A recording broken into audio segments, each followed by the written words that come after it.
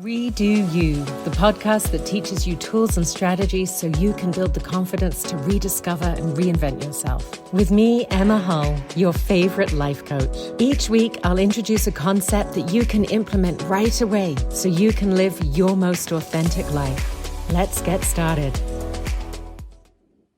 Hello, beautiful goddess. We're heading into the holiday season, and so today on the Redo You podcast, I'm going to talk about healthy holiday boundaries, because boundaries are really important for creating safety and security so that you can go about your amazing, beautiful goddess life.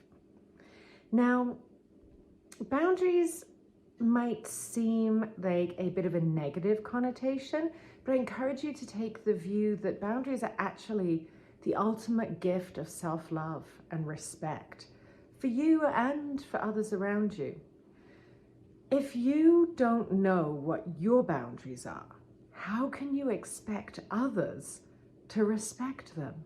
Whereas when you take the time to figure out what your boundaries are, why they're important to you, and then to lovingly uphold them, then you're creating that expectation for yourself and for others and telling the universe how you deserve to be treated and how you want to be treated. Now, today we're talking about holiday boundaries, but bear in mind what you're going to learn today works throughout the year as well. And I created a simple process that you can work through to help you figure out what your boundaries are and to be able to actually stick to them, to not just cave in when the moment comes. So I encourage you to grab a journal and make some notes, or of course you can do that later on. You can always pause as we go through here. And the first thing is to figure out, what are your triggers? So when you think about the upcoming holidays, I'm recording this as we're going into the American Thanksgiving weekend, and then we've got Christmas coming up, but whatever holidays means to you, think about what triggers are you anticipating? What situations are you dreading? Maybe there's this one particular uncle that is so boring and you hate having to sit next to him. Or perhaps your Aunt Sally's always asking, when are you going to get married? Maybe it's people trying to get you to drink or eat food that you don't want to. So have a think about, what are the things that trigger you? What upsets you over the holidays? And then once you've got your list of triggers, think about why. What is it about that upsets you? And often it's because that situation, that behavior is rubbing up against your values. So what is it about the situation that bothers you? Maybe it feels rude, maybe it feels uncomfortable. Take some time to consider for you, for your particular triggers, what it is about them that you don't like, what it brings up for you. And then once you've got that, think about, well, what would you like to feel instead? And that is about, this part is about you taking control, taking ownership, not being a victim of circumstance, but instead defining what you want and what you deserve. So let's go with the example of not drinking alcohol. I want to be able to say no thank you and not feel like I'm ruining the party. I want to feel like it's my choice, and I feel proud and confident and happy in that. So working through your list of your triggers and how they make you feel, thinking about how do you want to feel instead.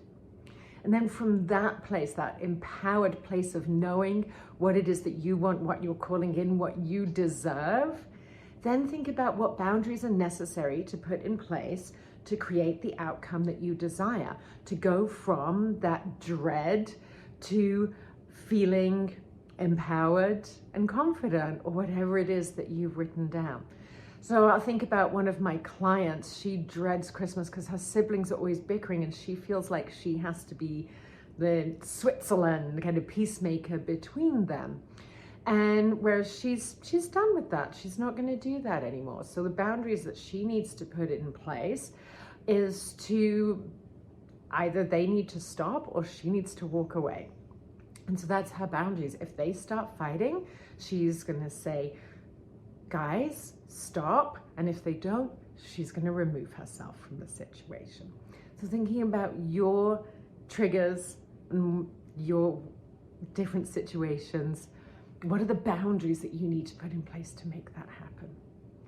And now, this is all of the parts are important. I was going to say this part's important, but everything I teach you is important. Think about why this boundary is important to you. And this part helps you to be really solid in your belief, so that when someone starts trying to twist your arm or cajole you, you can stand firm and say, no, this is my boundary. And so obviously this is going to be different. You're going to go through your whole list and think about all of the different situations and what that boundary is and why that boundary is important. I think about it's actually a friend of mine. She always goes and stays with her brother at Christmas and has to sleep on his sofa bed and then ends up with a bad back. And so she's going to stay at a hotel. His discomfort at her staying at a hotel is less important than her physical health. So that's why that boundary is important to her, because her physical health is the most important and she's making that a priority. So once you've got your list then of your boundaries, think about the actual situation. When you're in the position where this situation's coming up, your dad's trying to force a spiked eggnog on you, how are you going to respond in the moment? And you want to plan and rehearse this so that then when the situation does occur, you can respond rather than reacting. So you have your plan now of how to uphold your healthy holiday boundaries. You've thought about what your triggers are and why they trigger you, how you want to feel instead. Then you've taken the time to think about what boundaries are necessary to protect your energy, to create the outcomes that you desire. And you've practiced it, you've planned it so that when the moment comes, you can go ahead and implement that. Now, I encourage you, if you have the time, start small and work up to those big triggers. And then a really wonderful thing to do is to celebrate each time you uphold a boundary. And if you go back to episode 21, I teach you all about celebrations. Wishing you a happy, healthy holiday full of wonderful boundaries so that you can enjoy things on your terms. Because remember, you are a goddess and you can have anything that you desire. Thank you for tuning in to this episode of the Redo You podcast. Remember to subscribe, rate and review, and tell a friend, because together we rise even higher. See you next Friday.